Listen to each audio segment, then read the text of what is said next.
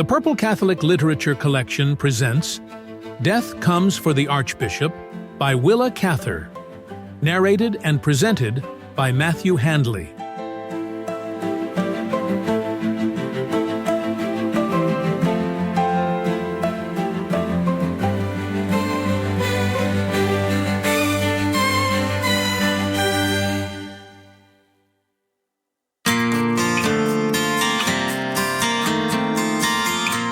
Welcome everyone to the program. I'm Matthew Handley. Today we're finishing up Book 1 of Willa Cather's novel, Death Comes for the Archbishop. In these two chapters, Bishop LaTour and his vicar experience their first Christmas in Santa Fe and meet an old priest who relays the story of Our Lady of Guadloupe. In the second half of the program, Father Bob Keller joins me to discuss the order of preachers and the nature of preaching. But first, Death Comes for the Archbishop.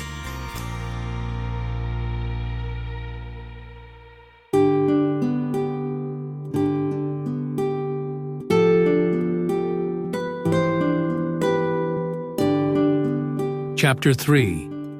The Bishop chez Louis. It was late in the afternoon of Christmas Day, and the bishop sat at his desk writing letters. Since his return to Santa Fe, his official correspondence had been heavy, but the closely written sheets over which he bent with a thoughtful smile were not to go to Monsignori or to archbishops or to the heads of religious houses, but to France, to Auvergne, to his own little town. To a certain gray, winding street paved with cobbles and shaded by tall chestnuts, on which even today some few brown leaves would be clinging, or dropping one by one, to be caught in the cold green ivy of the walls. The bishop had returned from his long horseback trip into Mexico only 9 days ago. At Durango, the old Mexican prelate there had, after some delay, delivered to him the documents that defined his vicariate, and Father LaTour rode back the 1,500 miles to Santa Fe through the sunny days of early winter. On his arrival, he found amity instead of enmity awaiting him. Father Velan had already endeared himself to the people. The Mexican priest who was in charge of the pro-cathedral had gracefully retired, gone to visit his family in Old Mexico, and carried his effects along with him. Father Velan had taken possession of the priest's house, and with the help of carpenters and the Mexican women of the parish, had put it in order. The Yankee traders and the military commandant at Fort Marcy had sent generous contributions of bedding and blankets and odd pieces of furniture. The episcopal residence was an old adobe house, much out of repair, but with possibilities of comfort. Father LaTour had chosen for his study a room at one end of the wing. There he sat as this afternoon of Christmas Day faded into evening. It was a long room of an agreeable shape. The thick clay walls had been finished on the inside by the Delft palms of Indian women, and had that irregular and intimate quality of things made entirely by human hand. There was a reassuring solidity about the depth of these walls, rounded at door sills and window sills, rounded in wide wings about the corner fireplace. The interior had been newly whitewashed in the bishop's absence, and the flicker of the fire threw a rosy glow over the wavy surfaces, never quite evenly flat, never a dead white, for the ruddy color of the clay underneath gave a warm tone to the lime finish. The ceiling was made of heavy cedar beams, overlaid by aspen saplings, all of one size, lying close together like the ribs in corduroy and clad in their ruddy inner skins. The earth floor was covered with thick Indian blankets. 2 blankets, very old and beautiful in design and color, were hung on the walls like tapestries. On either side of the fireplace, plastered recesses were let into the wall. In one, narrow and arched, stood the bishop's crucifix. The other was square, with a carved wooden door, like a grill, and within it lay a few rare and beautiful books. The rest of the bishop's library was on open shelves at one end of the room. The furniture of the house Father Velan had bought from the departed Mexican priest. It was heavy and somewhat clumsy, but not unsightly. All the wood used in making tables and bedsteads was hewn from tree boles with an axe or a hatchet. Even the thick planks on which the bishop's theological books rested were axe-dressed. There was not at that time a turning lathe or a sawmill in all of northern New Mexico. The native carpenters whittled out chair rungs and table legs and fitted them together with wooden pins instead of iron nails. Wooden chests were used in place of dressers with drawers, and sometimes these were beautifully carved or covered with decorated leather. The desk at which the bishop sat writing was an importation. A walnut secretary of American make, sent down by one of the officers at the fort at Father Vaillant's suggestion. His silver candlesticks he had brought from France long ago. They were given to him by a beloved aunt when he was ordained. The young bishop's pen flew over the paper, leaving a trail of fine, finished French script behind in violet ink. My new study, dear brother, as I write, is full of the delicious fragrance of the pinon logs burning in my fireplace. We use this kind of cedar wood altogether for fuel, as it is highly aromatic yet delicate. At our meanest tasks we have the perpetual odor of incense about us. I wish that you, my dear sister, could look upon this scene of comfort and peace. We missionaries wear a frock coat and wide-brimmed hat all day, you know, and look like American traders. What a pleasure to come home at night and put on my old cassock. I feel much more like a priest then. For so much of the day I must be a businessman, and for some reason more like a Frenchman. All day I am an American in speech and thought, yes, and heart too. The kindness of the American traders, and especially of the military officers at the fort, commands more than a superficial loyalty. I mean to help the officers at their task here. I can assist them more than they realize. The church can do more than the fort to make these poor Mexicans good Americans, and it is for the people's good. There is no other way in which they can better their condition. But this is not the day to write you of my duties or my purposes. Tonight we are exiles, happy ones, thinking of home. Father Joseph has sent away our Mexican woman. He will make a good cook of her in time, but tonight he is preparing our Christmas dinner himself. I had thought he would be worn out today, for he had been conducting a novena of high masses, as is custom here before Christmas. After the novena and the midnight mass last night, I supposed he'd be willing to rest today, but not a bit of it. You know his motto, rest in action. I brought him a bottle of olive oil on my horse all the way from Durango. I say olive oil because here oil means something to grease the wheels of wagons, and he is making some sort of cooked salad. We have no green vegetables here in winter, and no one seems to have ever heard of that blessed plant, the lettuce. Joseph finds it hard to do without salad oil. He always had it in Ohio, though it was a great extravagance. He has been in the kitchen all afternoon. There is only an open fireplace for cooking, and an earthen roasting oven out in the courtyard, but he has never failed me in anything yet, and I think I can promise you that tonight 2 Frenchmen will sit down to a good dinner and drink to your health. The bishop laid down his pen and lit his 2 candles with a splinter from the fire, then stood dusting his fingers by the deep-set window, looking out at the pale, blue darkening sky. The evening star hung above the amber afterglow, so soft, so brilliant, that she seemed to bathe in her own silver light. Ave Maris Stella, the song which one of his friends at the seminary used to intone so beautifully, humming it softly, he returned to his desk and was just dipping his pen in the ink when the door opened, and a voice said, Monseigneur Sylvie, alors, Jean veux tu apporter la bougie? The bishop carried the candles into the dining room, where the table was laid and Father Vaillant was changing his cook's apron for his cassock. Crimson from standing over an open fire, his rugged face was even homelier than usual, though one of the first things a stranger decided upon meeting Father Joseph was that the Lord had made few uglier men. He was short, skinny, bow-legged from a life on horseback, and his countenance had little to recommend it but kindliness and vivacity. He looked old, though then he was about 40. His skin was hardened and seamed by exposure to weather in a bitter climate, his neck scrawny and wrinkled like an old man's. A bold, blunt-tipped nose, positive chin, a very large mouth, the lips thick and succulent but never loose, never relaxed, always stiffened by effort or working with excitement. His hair, sunburned to the shade of dry hay, had originally been tow-colored. Blanchet, or Whitey, he was always called at the seminary. Even his eyes were nearsighted, and of such a pale, watery blue as to be unimpressive. There was certainly nothing in his outer case to suggest the fierceness and fortitude and fire of the man, and yet even the thick-blooded Mexican half-breeds knew his quality at once.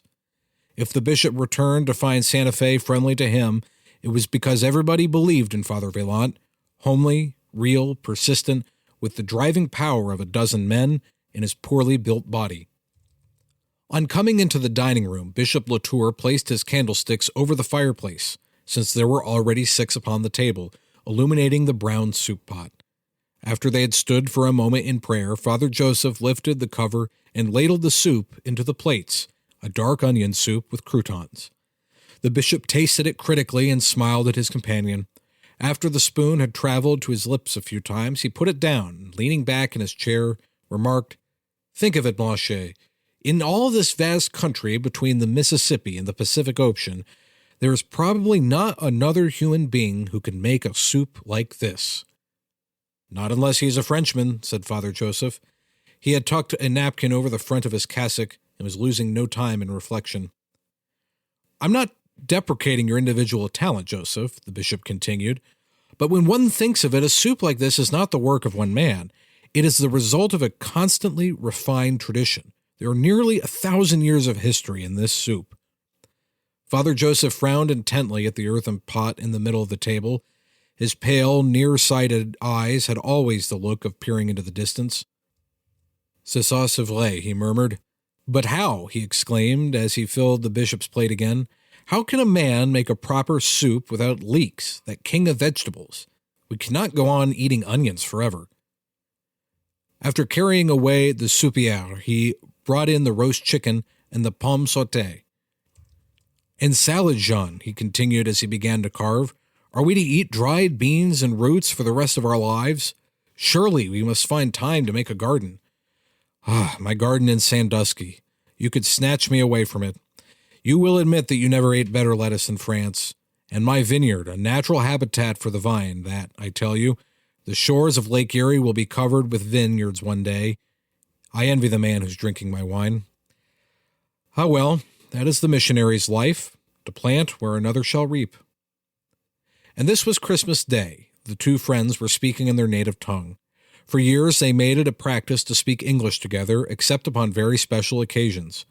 And of late they conversed in Spanish, in which they both needed to gain fluency. "And yet sometimes you used to chafe a little at your dear Sandusky and its comforts," the bishop reminded him, "to say that you would end a home-staying parish priest after all." "Of course. One wants to eat one's cake and have it, as they say in Ohio. But no farther, Jean. This is far enough. Do not drag me any further." Father Joseph began gently to coax the cork from a bottle of red wine with his fingers. "This I begged for your dinner at the hacienda where I went to baptize the baby on St. Thomas's Day. It is not easy to separate these rich Mexicans from their French wine. They know its worth." He poured a few drops and tried it. A slight taste of the cork. They do not know how to keep it properly. However, it is quite good enough for missionaries. "You ask me not to drag you any farther, Joseph. I will."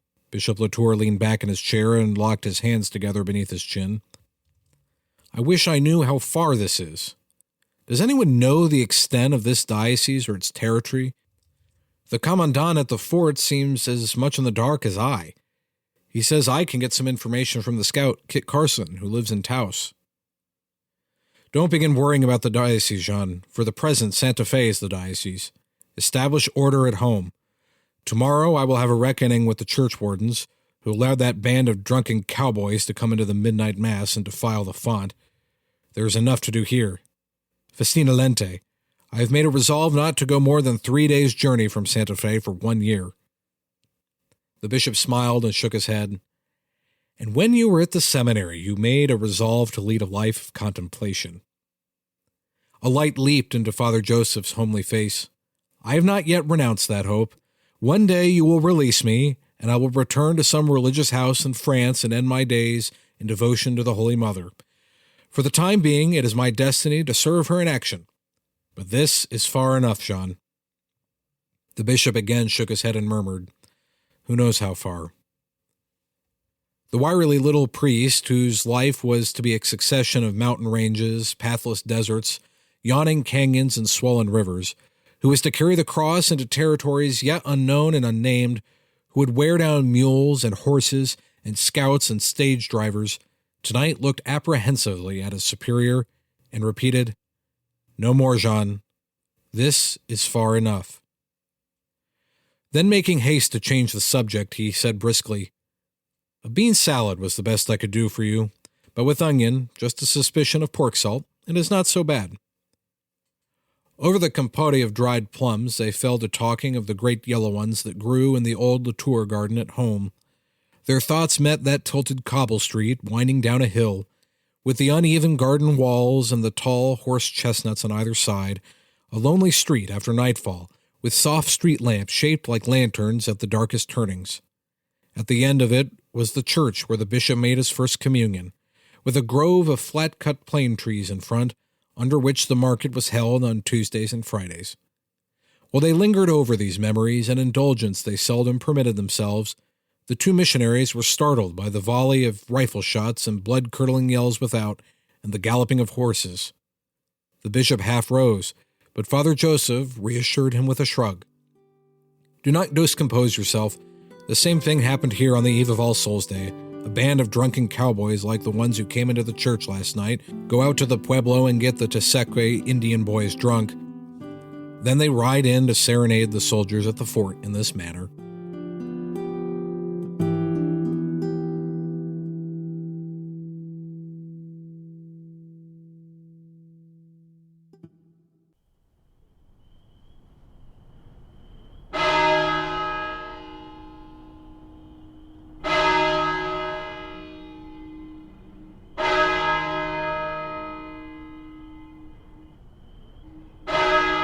Chapter 4.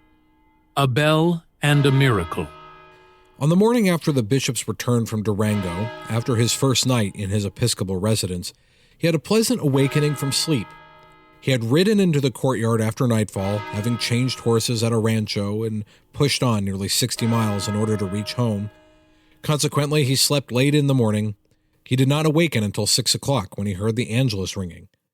He recovered consciousness slowly, unwilling to let go of a pleasing delusion that he was in Rome. Still half believing that he was lodged near St. John Lateran, he had heard every stroke of the Ave Maria bell, marveling to hear it rung correctly. 9 quick strokes in all, divided into 3s, with an interval between, and from a bell with a beautiful tone. Full, clear, with something bland and suave, each note floated through the air like a globe of silver. Before the 9 strokes were done, Rome faded, and behind it he sensed something eastern, with palm trees. Jerusalem, perhaps, though he had never been there. Keeping his eyes closed, he cherished for a moment this sudden, pervasive sense of the East. Once before he had carried out of the body thus to a place far away. It had happened on the streets of New Orleans. He had turned a corner and come upon an old woman with a basket of yellow flowers, sprays of yellow sending out a honey-sweet perfume. Mimosa. But before he could think of the name, he was overcome by a feeling of place, and was dropped, cassock and all, into the garden in South France, where he had been sent one winter in his childhood to recover from an illness. And now the silvery bell note had carried him farther and faster than sound could travel. When he joined Father Vaillant at coffee, that impetuous man who can never keep a secret, he asked him anxiously whether he heard anything. "I thought I heard the Angelus, Father Joseph, but my reason tells me that only a long sea voyage could bring me within a sound of such a bell." "Not at all," said Father Joseph briskly. "I found that remarkable bell here in the basement of old San Miguel. They tell me it has been here for 100 years or more, and there's no church tower in a place strong enough to hold it. It is very thick and must weigh close upon 800 pounds. But I had a scaffolding built in the churchyard, and with the help of oxen, we raised it and got it to swing on the crossbeams. I taught a Mexican boy to ring it properly against your return." "But how could it have come here? Is it Spanish, I suppose?" "Yes, the inscription is Spanish, to St. Joseph, and the date is 1356. It must have been brought up from Mexico City in an ox cart. A heroic undertaking, certainly. Nobody knows where it was cast, but they do tell a story about it, that it was pledged to St. Joseph in the wars with the Moors, and the people of some besieged city brought all their plate and silver and gold ornaments and threw them in with the baser metals. There was certainly a good deal of silver in that bell. Nothing else would account for its tone." Father LaTour reflected, "And the silver of the Spaniards was really Moorish, was it not? If not actually of Moorish make, copied from their design. The Spaniards knew nothing about working with silver except as they learned it from the Moors." "What are you doing, Jean? Trying to make my bell out of an infidel?" Father Joseph asked impatiently. The bishop smiled. "I'm trying to account for the fact that when I heard it this morning, it struck me at once as something oriental. A learned Scotch Jesuit in Montreal told me that our first bells, and the introduction of the bell and the service all over Europe, originally came from the East. He said the Templars brought the Angelus back from the Crusades, and it's really an adaptation of a Moslem custom." Father Vaillant sniffed. "I notice scholars always to manage to dig out of something belittling," he complained. "Belittling? I should say the reverse. I'm glad to think there is more silver in your bell. When we first came here, the one good workman we found in Santa Fe was a silversmith. The Spaniards handed on their skills to the Mexicans, and the Mexicans have taught the Navajos to work silver, but it all came from the Moors." "I am no scholar, as you know," said Father Vaillant, rising, "and this morning we have many practical affairs to occupy us. I have promised that you will give an audience to a good old man, a native priest from the Indian mission at Santa Clara, who is returning from Mexico. He has just been on return from pilgrimage to the shrine of Our Lady of Guadloupe, and has been much edified. He would like to tell you the story of his experience. It seems that ever since he was ordained, he has desired to visit the shrine. During your absence, I have found how particularly precious is that shrine to all Catholics in New Mexico. They regard it as the one absolutely authenticated appearance of the Blessed Virgin in the New World, and a witness of her affection for her church on this continent." The bishop went into his study, and Father Vaillant brought in Padre Escolastico Herrera, a man of nearly 70, who had been 40 years in the ministry and had just accomplished the pious desire of a lifetime. His mind was still full of the sweetness of his late experience. He was so rapt that nothing else interested him. He asked anxiously whether perhaps the bishop would have more leisure to attend to him later in the day, but Father LaTour placed a chair for him and told him to proceed. The old man thanked him for the privilege of being seated. Leaning forward with his hands locked between his knees, he told the whole story of the miraculous appearance, both because it was so dear to his heart and because he was sure that no American bishop would have heard of the occurrence as it was, though at Rome all the details were well known and 2 popes had sent gifts to the shrine. On Saturday, December 9th, in the year 1531, a poor neophyte of the monastery of St. James was hurrying down Tepeyac Hill to attend Mass in the city of Mexico. His name was Juan Diego, and he was 55 years old. When he was halfway down the hill, a light shone in his path, and the Mother of God appeared to him as the young woman of great beauty, clad in blue and gold. She greeted him by name and said, "Juan, seek out thy bishop and bid him to build a church in my honor on the spot where I now stand. Go then, and I will bide him here and await thy return." Brother Juan ran into the city and straight to the bishop's palace, where he reported the matter. The bishop was Zumarraga, a Spaniard. He questioned the monk severely and told him he should have required a sign of the lady to assure that she was indeed the Mother of God and not some evil spirit. He dismissed the poor brother harshly and set an attendant to watch his actions. Juan went forth very downcast and repaired to the house of his uncle Bernardino, who was sick with a fever. The 2 succeeding days he spent in caring for his aged man, who seemed at the point of death. Because of the bishop's reproof, he had fallen into doubt, and did not return to the spot where the lady said she would await him. On Tuesday he left the city to go back to his monastery to fetch medicines for Bernardino, but he avoided the place where he had seen the vision and went by another way.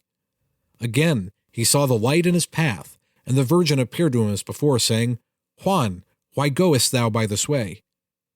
Weeping, he told her that the bishop had distrusted his report, and that he had been employed in caring for his uncle, who was sick unto death.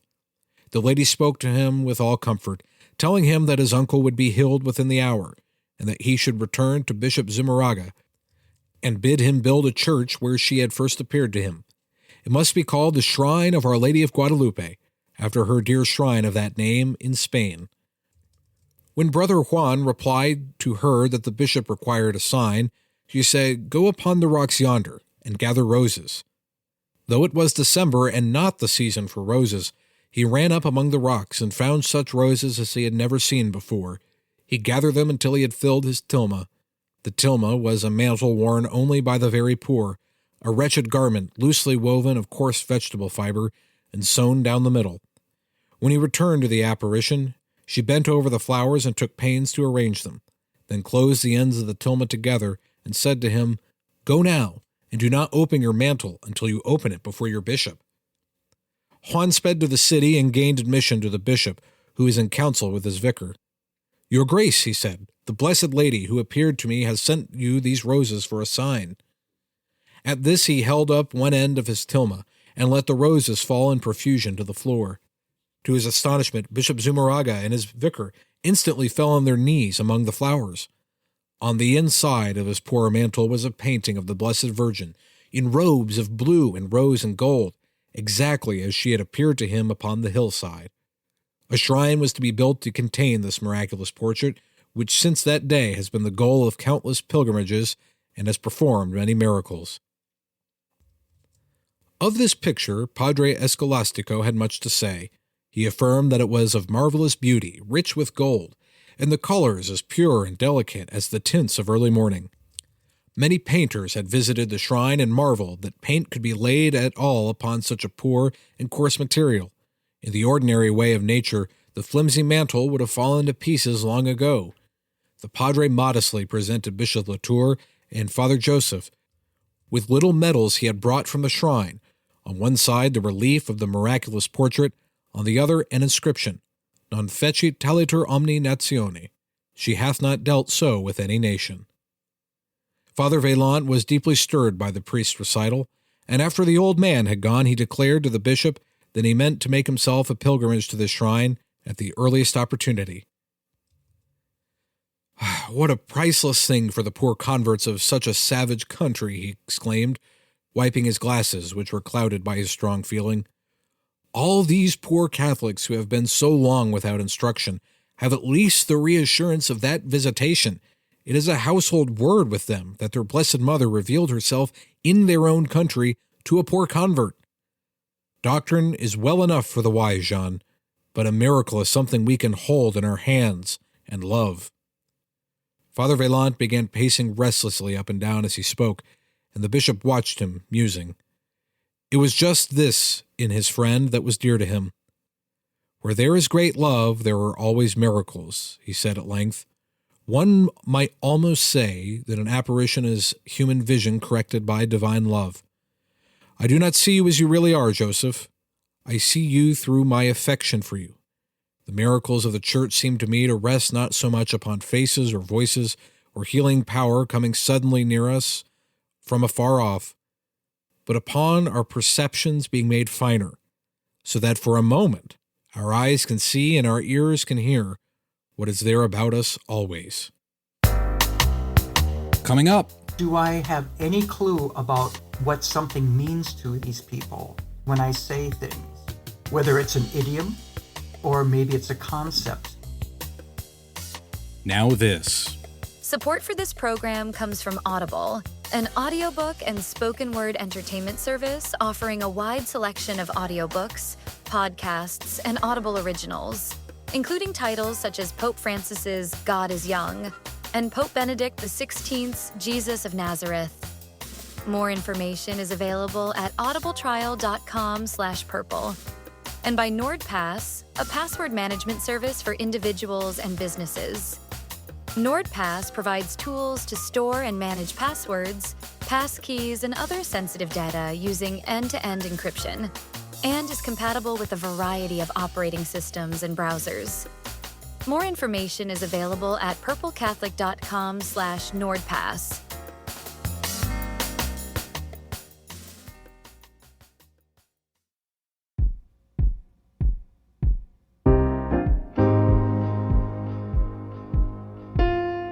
Welcome back to the program. I'm Matthew Handley.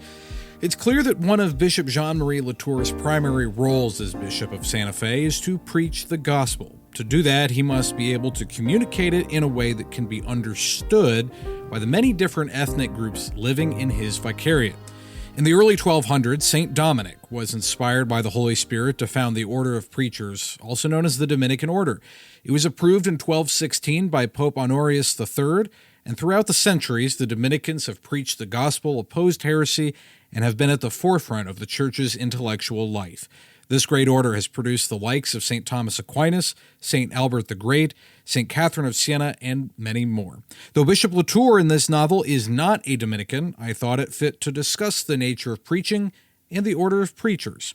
Joining me right now is Father Robert Keller. He's a priest in the Order of Preachers and is chaplain at Aquinas College in Grand Rapids, Michigan. He's also the author of Sealed in the Spirit, The Splendor of the Gifts of the Holy Spirit, and the author of The 10 Commandments Leading Towards Love, a Practical Spirituality. Father Bob, thank you very much for joining me today, and I hope you're doing well. Matthew, I've been doing better than I deserve, and it's great to talk with you again. It's been a while. It has been a while. You and I believe, met in 2020 during the COVID years at Aquinas College. I think even 2019. Oh, that's right. Yes. I was here in the fall, and then unbeknownst to me, because of the way situations turned, I was relieved as novice master, which was an important job. And then I was appointed here with the opportunity to be in the chaplaincy, but also to teach, which was great fun.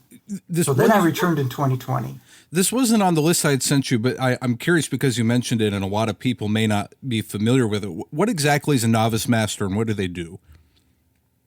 So in religious life, an individual has a chance to live the life without promises yet.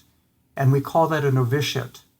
And so they are formally installed into the community life, oftentimes with a habit included. That's certainly for the Dominicans.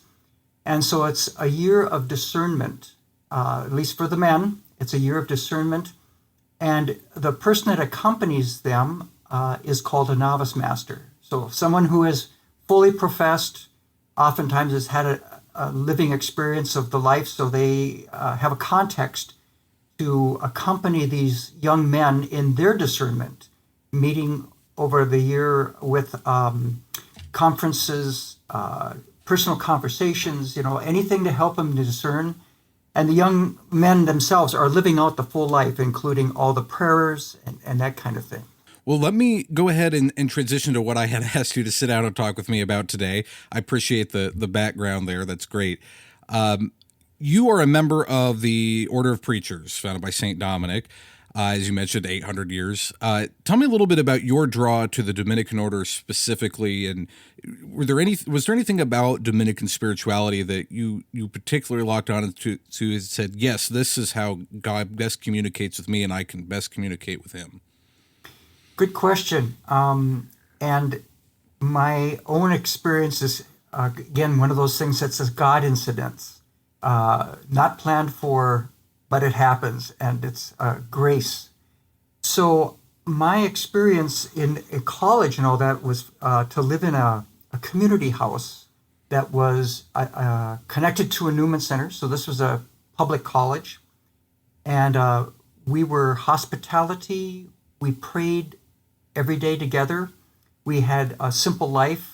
For instance, we didn't have a TV, and in those days, that's the only media instrument there was. And we shared common expenses, so there was a quality of life that just rang true to me. And I was leaving college kind of wondering where you find one of these things. Priesthood, I must say that, like maybe in high school and early college, but it was never really serious enough to make me move to that direction. I worked as a pharmacist, and it was my second year in pharmacy at the University of Minnesota Hospitals, and I was going to the Newman Center, and the priests or the chaplains at the Newman Center were Dominicans. I had first, it was the first time I'd ever met a religious priest, much less a Dominican priest. But experienced their lives because they were friends, and the fellow I was living with had been friends with them, so I was connected to a lot of different activities with them, saw them preaching, etc., etc. And it was in contemplating a graduate program in pharmacy that this whole thing about my lifestyle came to light. I mean, it really came to a dawning in me and said, these Dominicans are living the life. And so I entered more for the lifestyle and the prayer, the contemplation, more so than the preaching per se. but I will confess that this was a blessing for me. I'm not a Franciscan, which are a wonderful order and all that, but much more a person that loves the ideas and also the proclamation quality for the people of God and conveying God's message, both in word, but also hopefully in action. But that was how I got into the Dominicans, and when I really was with them, this whole spirituality rang true. So the preaching came with it, but it was not something that I had even known there was an order that was engaged with that. So that's the blessing. Well, and let's talk about the preaching, because that really takes on, and I believe we just heard it this past Sunday when we were recording this, Jesus' last command to all of us, or I guess technically his second to last command: go forth and spread the good news. The Dominican order has been doing this for centuries. How have they gone about preaching throughout history, and what does it focus on today? We have the advent of all kinds of new technology we didn't have before, so the nature of preaching must necessarily change. What did it look like before? What do you think it looks like now? Well, the very beginnings of the Dominican preaching with Dominic and all that was an encounter with a movement of they were claiming to be Christian, but they had this, what should we say, high suspicion in the material world as being corruptible and deficient. And so there was truly a theology that there were two different deities, one that had created our spirit and one that had created the material world. And so this is, of course, heresy for Dominic, and especially when we think about the real scriptures. I mean, God's creation, he created and saw that it was good. And secondly, the incarnation itself is both material and spiritual in a communion. So there's a righteousness about that. So this was the origins of Dominic's preaching, and of course the Dominicans were involved then with that Cathari Manichaeism of the 12th or 13th centuries, etc. And that's how we got started. But the whole thing was the preaching at that time was only being done by the bishops or in monasteries, and cities were emerging. And certainly Dominic himself has this conversation with an innkeeper. So the innkeeper has no access to Catholic truth. And so that's what galvanized the idea that we need to be preaching to the peoples, because it isn't just for monasteries and it isn't just for a cathedral. And so that gets it going. Obviously, the Dominicans have been doing it ever since then. It's certainly far beyond just kind of almost apologetic or that kind of doctrinal preaching, although we're known for the doctrinal preaching. The purpose of the Dominican order was for the salvation of souls. So how does that happen? And liturgical preaching is probably the essence of where we preach. That is, off the pulpit, at a Mass. Why? Because the Mass is that source and summit that brings the community together in every age. And it's Vatican II that really named it that way, but it's always been that way. And so that preaching is probably the significant place that we do it. As you say, we have different sources of getting communication, and media of all sorts, including this podcast, is an example of how people in the contemporary world, especially of a younger age, younger than me, but will access information. So there are all kinds of ways in which Dominicans in different provinces have produced programs and such on the media. I know that the Eastern Province has this Thomas Aquinas 101 or Aquinas 101, and so it's like an incredible teaching approach. The Central Province, where I come from, we have what we call the Word of Hope. Every day, there is about a 3-minute reflection on the readings of the day. And of course, you have Bishop Barron, you have Father Mike Schmitz. There's many different modes of communicating like that. One of the things, though, I think we can never really substitute for liturgical preaching, because the church is fundamentally a community. And although there's ways in which we are gathered, as it were, by media, there's ways in which that's still not taking into account our total fleshy self, our bodily self. Being in place, being in a space together is a whole reality of its own. And we know that sometimes it's like we can do a Zoom meeting, but there's a lot of times when it's like that face-to-face in each other's presence. We can't substitute for that. And the liturgy does that. Yeah. And so the preaching there, I think what I really appreciate about our younger preachers, and they're excellent at this, is using the metaphors, or maybe it's music or particular phrases, something out of film, movies and such like that. Or like The Office, reference from The Office that will catch the imagination, that starts to be a metaphor that can be useful to link the gospel's depth or the truth that it's trying to say. And so these allusions, even you were looking at Death Comes to the Archbishop. Again, it's like literature unveils in some ways a truth, and is there gospel truth to that? And that's what the preacher will do, is make some links there. I want to come back to literature in a little bit. Although I'm glad you brought up Death Comes for the Archbishop, because that is the book we're going through in this program. And in that story, Bishop LaTour, he's traveling across New Mexico. He's traveling across the American Southwest in his massive new diocese. And he's got to communicate with different people. He's got to communicate with Mexicans who are now living in the United States. He's got to communicate with Native Americans. He's got to communicate with white settlers and preach to all of these people as part of his diocese.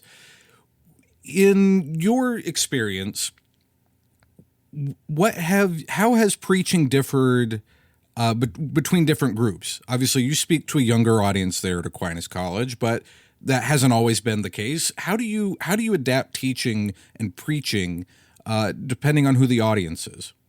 Wow, such an important question, and we are so imperfect in how we do it. In some ways, as I'm thinking about the context that you were speaking of, and I lived in Albuquerque for 10 years, so Okay. that Southwest is dear. Yep. And it's so huge, and you just think back in, let's say, the 19th century, or even the 18th and 17th, you're saying, what did we understand culturally? Because we wouldn't even have used a lot of those terms. Yeah. Some of these are sociological terms that may become more current in the 19th, 20th century in sociology. But you would be thinking the gospel message. And so I preach to them, and probably the most important thing would be, do I know their language? And that would be a real important starting point. So do I know Spanish? We have a French, a French bishop or something. So it's like, I'm learning Spanish too, but do I learn Navajo or something? And so these are probably the first issues that missionaries in those days were thinking about. I think as we've moved along, we're also wondering about, if you will, the culture / history of the people to whom we are speaking, because they are not inchoate. In other words, they just kind of popped out of, off the ground or something. Yeah. And so, or they're not like us. They haven't got the same history as maybe a Frenchman or whatever we want to call it. So do I have any clue about what something means to these people when I say things, whether it's an idiom or maybe it's a concept? And I think that if I go back to my personal experience, the Maryknoll missioners kind of had their own epiphany in the 60s.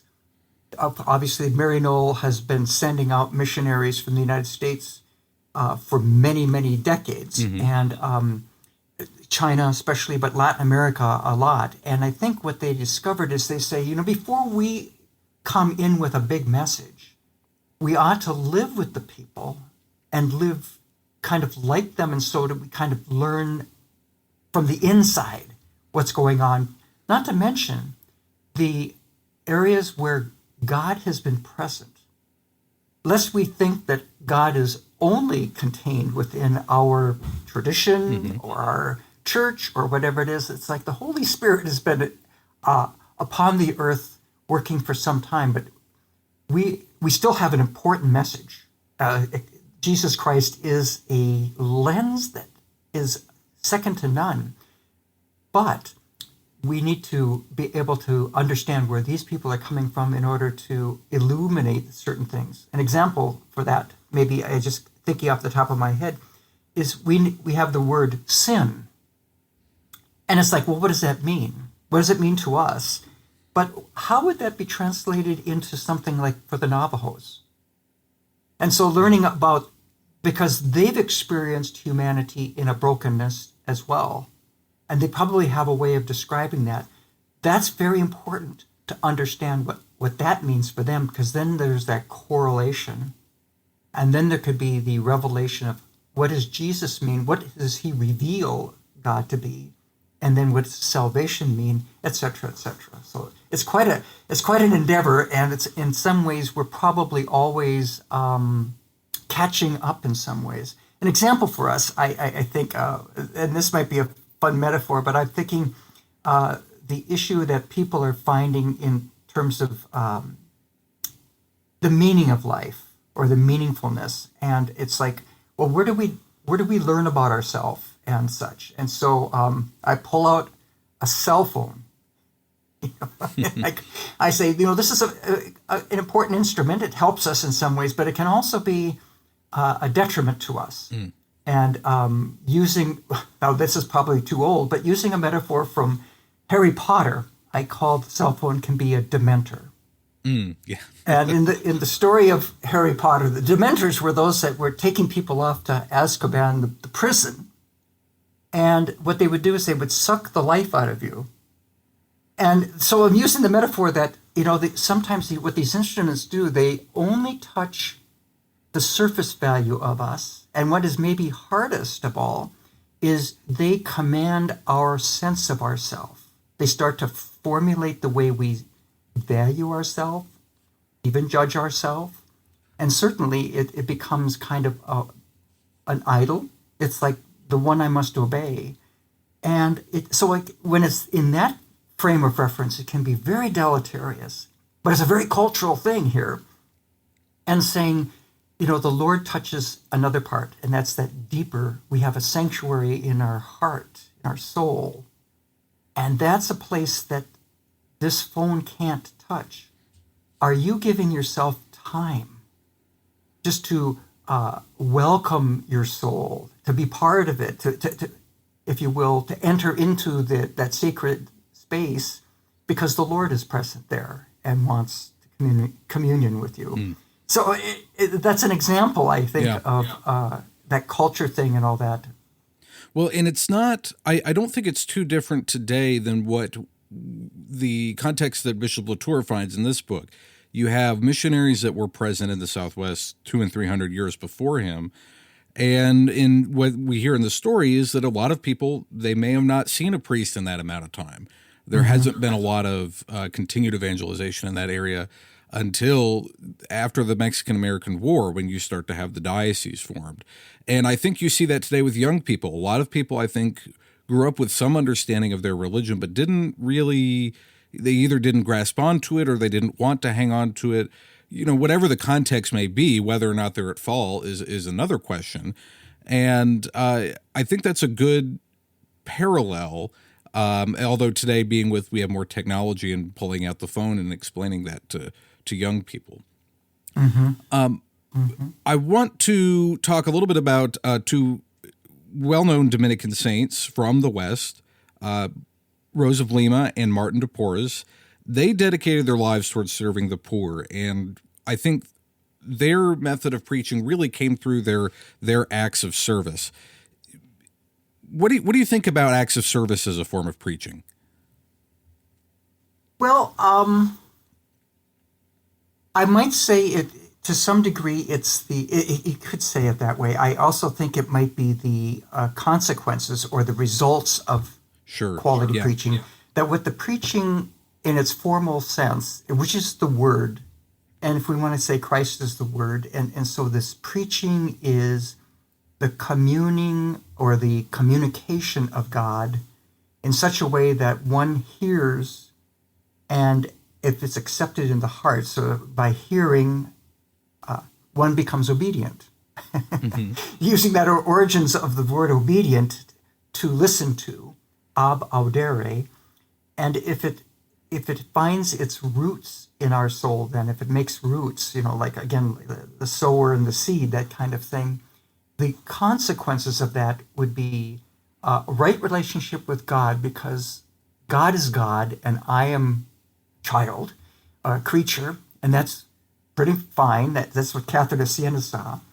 And out of that, though, when I see God for what God is, I start to see who I am, and I'll find my neighbor to be like me, another child of God. And so there's that whole dimension of that communion or service to others. So in many ways, I guess I would lean into saying that it was because of their reflecting on the Word of God, and not just in a formal words or something, but it's this contemplative quality. Then their hearts were truly touched, and then they couldn't see anything differently than God is God, and all of us are beloved. And then they respond that way. It arose, of course, in Lima, right at the beginning of that 17th century, and Martin right along with it. And Juan Macias was also there, and Toribio is also another saint that was there. And I thought, my goodness sakes, if Lima had 4 saints, it must have been a rough place to live, because they needed that holiness, that kind of. Yeah. But they were responding because the contemplation led them to just, this is, what else do you do? Yeah.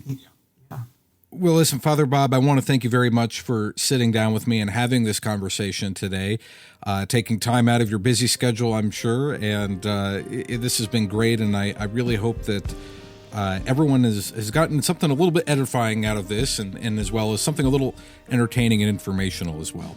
Absolutely. And let the conversations continue. Yes, absolutely. Thank you.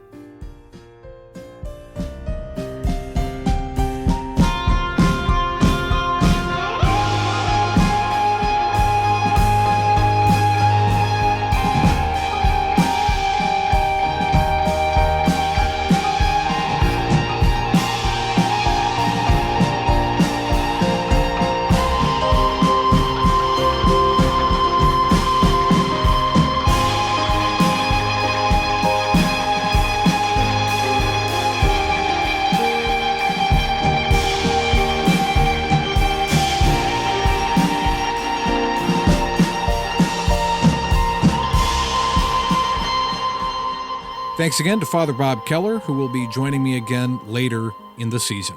Next week, Bishop LaTour and Father Vaillant save a woman from a murderous thief. And Franz Klein joins me to discuss literary criticism. I'm Matthew Handley. Lord willing, I will talk to you then. Goodbye.